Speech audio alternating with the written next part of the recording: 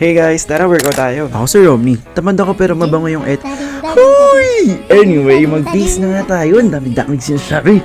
Ayan, okay. Maglagay na tayo ng socks. Siyempre yung left muna. O right ko ba to? Medyo nalito rin ako. Kailangan rin dalhin yung ating Emperor Intimate Wash para mabango tayo after ng mga activities ito. Kasi tignan nyo naman, sobrang dami kong ginagawa sa gym because today is back day.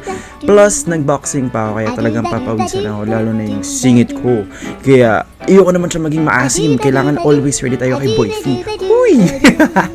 Tsaka para always ready tayo sa mga gusto pang umamoy sa atin. Uy, ba't talaga dun aamuyin?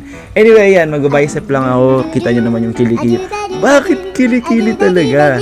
Anyway, dami kong sinasabi. Yung wash talaga na to, sobrang effective kasi niya para mawala yung bad odor. Plus, hindi ka na rin makangati kapag ginamit mo to. Kaya naman, super duper recommended ko to sa inyo. Kaya tara na, maligo na tayo. And comment below if gusto nyong maamoy. I mean, mabili to. Yun lang.